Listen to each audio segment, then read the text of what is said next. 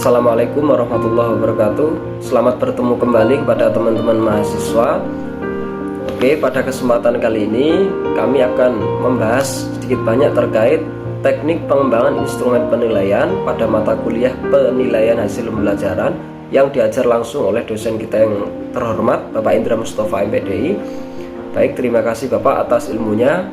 Pada kesempatan kali ini kami akan membahas terkait pengembangan penilaian berbasis HOTS atau singkatan dari High Order Thinking Skill, yang mungkin bahasa gampangnya lebih teman-teman pahami, yaitu pola berpikir tingkat tinggi begitu. Oke, langsung saja pada slide pertama. Baik, selanjutnya di sini kami akan membahas terkait pengembangan instrumen penilaian sikap bentuk tes berbasis HOTS yang sering kali kita singkat HOTS atau High Order Thinking Skill. Oke. Baik, langsung saja. Pengertian High Order Thinking Skill perlu teman-teman ketahui juga bahwasanya ada banyak metode, ada banyak keterampilan belajar kepada siswa yang perlu kita terapkan nantinya sebagai calon guru. Adanya HOTS, High Order Thinking Skill, atau yang sering disebut sebagai kemampuan keterampilan atau konsep berpikir tingkat tinggi, merupakan suatu konsep reformasi pendidikan berdasarkan pada taksonomi Bloom yang dimulai pada awal abad ke-21. Konsep ini dimasukkan ke dalam pendidikan bertujuan untuk menyiapkan sumber daya manusia dalam menghadapi revolusi industri. Jadi di era sekarang ini perlu kita terapkan bahwasanya adanya kemampuan berpikir cepat, kemampuan daya pola pikir tingkat tinggi, kecerdasan, entah itu intelektual, kreativitas atau apapun itu perlu ada di dalam siswa hari ini, perlu ada di dalam diri siswa hari ini untuk menghadapi revolusi industri yang sering berjalannya waktu, seiring berjalannya waktu itu semakin cepat gitu. Jadi perlu adanya keterampilan berpikir cepat, inovasi, kepekaan, dan lain sebagainya itu untuk menghadapi revolusi industri. Menurut Abduzen, HOTS adalah tujuan akhir yang dicapai melalui pendekatan, proses, dan metode pembelajaran. Menurut Thomas dan Thorne, HOTS merupakan cara berpikir yang lebih tinggi daripada menghafalkan fakta, mengemukakan fakta, atau menerapkan peraturan, rumus, dan prosedur. Jadi di dalam konsep berpikir HOTS itu dia tidak bermulu-mulu menghafalkan fakta, akan tetapi lebih kepada penerapannya, begitu, penerapan peraturan, rumus, dan prosedur. Jadi di sini keterampilan berpikir tingkat tinggi tidak hanya menguji pada keterampilan menghafal sebuah materi pelajaran, akan tetapi lebih kepada penerapan. Sebenarnya kita sendiri juga pernah merasakan, teman-teman ya, ketika kita menghafal, seseorang menghafal itu lebih cepat dia itu mempraktikkan sesuatu. Setelah itu secara tidak langsung dia akan hafal sendirinya. Tetapi kalau menggunakan metode penghafalan terfokus pada teori materi, penerapannya kurang, itu lebih kurang maksimal dalam melakukan sesuatu. Itu sebenarnya konsep ini itu sangat menarik dan perlu disadari kepada semua kalangan pendidik, kalangan peserta didik. Perlu disadari adanya konsep berpikir cepat seperti ini. Kalau dulu kita, mungkin ada teman-teman yang pernah merasakan tes IQ. Nah, itu salah satu contohnya. Tes IQ itu tes kecepatan berpikir, tes yaitu kecepatan berpikir dalam menjawab sesuatu. Kalau dulu mungkin teman-teman juga pernah merasakan tes IQ. Ada tes IQ terkait matematika, ada tes IQ terkait lingkungan. Pokoknya intinya terkait kecepatan berpikir dan hasil jawaban paling banyak. Itu tes IQ, tes kecepatan berpikir di segala lini kondisi apapun itu perlu adanya bagi peserta didik untuk sekarang ini. Selanjutnya proses pengembangan instrumen. Bentuk tes berbasis HOT tadi.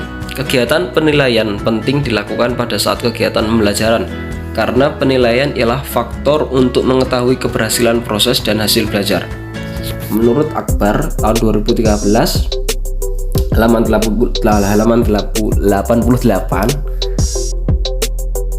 penilaian yaitu proses member nilai bersumber pada hasil pengukuran. Sedangkan menurut Arifin tahun 2016 halaman 15, tujuan penilaian yakni menempatkan peserta didik sesuai dengan kemampuan yang dimilikinya. Ada banyak berbagai pendapat terkait penilaian, tentunya terkait HOTS ini atau kemampuan berpikir secara cepat.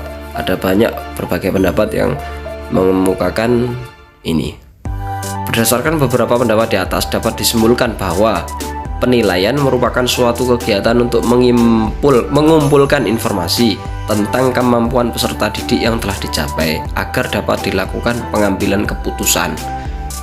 Jadi dari berbagai pendapat perlu disadari, perlu dimengerti pada teman-teman bahwa tujuan penilaian yaitu untuk mengetahui seberapa besar kemampuan, seberapa besar keintelektualan peserta didik dalam melakukan proses pembelajaran, untuk mengetahui seberapa besar dia memahami materi tersebut atau apapun itu adalah penilaian. Nah, tujuan penilaian adalah untuk mengevaluasi lagi, untuk mengambil keputusan. Ketika satu peserta didik ini masih lemot, kita kan tahu dengan penilaian itu, akhirnya kita adakan evaluasi dengan cara masing-masing, cara yang sesuai dengan kemampuannya. Soalnya saya yakin semua manusia punya versi keterampilan berpikir cepat di bidang masing-masing, tidak semuanya sama. Jadi tidak ada manusia atau peserta didik yang bodoh ataupun tolol, tidak ada. Semua manusia punya porsi yang sama, punya versi yang berbeda-beda. Porsinya sama, versinya beda-beda. Begitu ya. Kegiatan proses pembelajaran perlu adanya penyusunan instrumen penilaian. Penyusunan instrumen penilaian bertujuan guna mengetahui kemampuan peserta didik terhadap materi tertentu, yaitu tadi penilaian itu tujuannya untuk mengetahui kemampuan peserta didik. Teknik penilaian terdapat dua bentuk, yaitu non-tes dan tes. Teknik non-tes adalah pengukuran yang ditujukan untuk mendapatkan hasil belajar dari segi tingkah laku peserta didik. Teknik tes ialah sebuah alat yang digunakan untuk mengukur berbentuk pertanyaan, berbagai bentuk pertanyaan, perintah atau petunjuk yang diperuntukkan pada peserta didik dengan tujuan untuk mengukur kemampuan peserta didik. Jadi teknik penilaian tadi ada yang tes dan non-tes. Nah, yang non-tes pengukuran ditujukan untuk mendapatkan hasil belajar dari segi tingkah laku. Itu yang non-tes, dari segi tingkah laku peserta didik. Sedangkan yang tes itu menggunakan alat untuk mengukur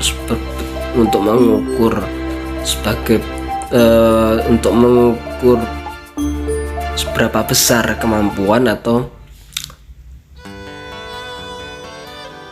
atau kreativitas peserta didik itu terhadap materi itu dengan alat, contoh seperti pertanyaan, perintah, petunjuk, dan lain-lain. Kalau yang non-tes dari segi psikologi, tingkah laku, dan sebagainya.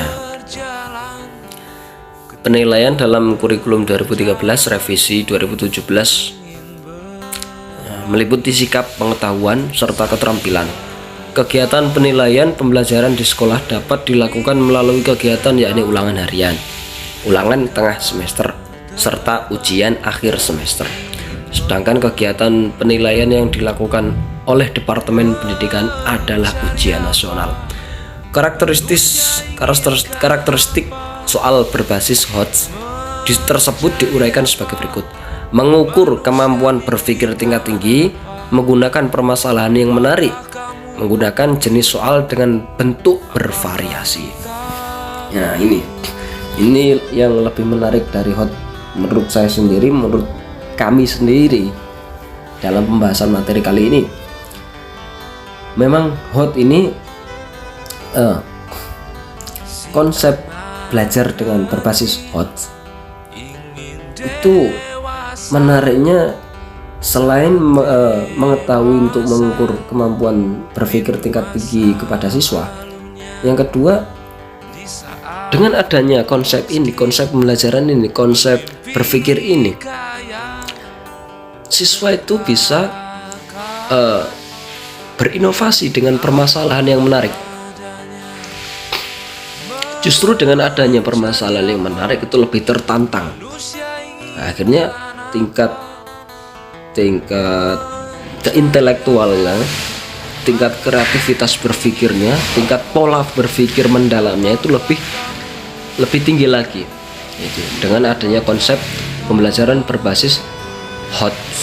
Yang ketiga, menggunakan jenis soal dengan berbentuk variasi. Apapun jenis soal yang bervariasi, siswa yang telah menyadari atau memiliki kemampuan berpikir HOT, dia akan tahu output dari berbagai bentuk soal yang berbeda-beda.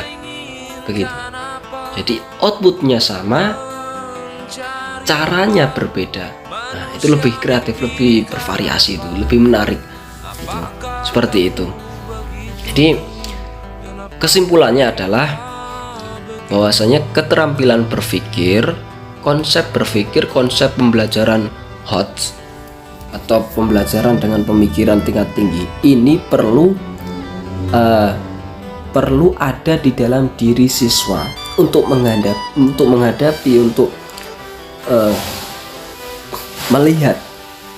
melihat dan menyikapi revolusi industri, menyikapi zaman yang secara terus itu akan bergeser menuju ke zaman yang lebih fleksibel, begitu, intinya lebih instan.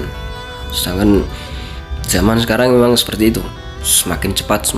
Nah, ini ketika dari peserta didik sendiri tidak mempunyai kemampuan berpikir cepat, itu akan tenggelam zaman. Nah, generasi yang bagus adalah generasi yang selalu beradaptasi dengan zaman, tidak stuck, akan tetapi beradaptasi, belajar, berinovasi, dan kreatif. Itu yang perlu ada di dalam diri peserta didik untuk saat ini. Mungkin cukup itu penjelasan dari kelompok kami di materi pertama ini terkait instrumen pembelajaran. Kurang lebihnya mohon maaf. Sekali lagi, lebih jelasnya nanti teman-teman bisa buka di PPT atau PowerPoint yang telah kami kirim, atau di berbagai jurnal manapun bisa teman-teman pahami. Kurang lebihnya seperti itu. Wallahu muwaffiq ila aqwamit thoriq. Wassalamualaikum warahmatullahi wabarakatuh.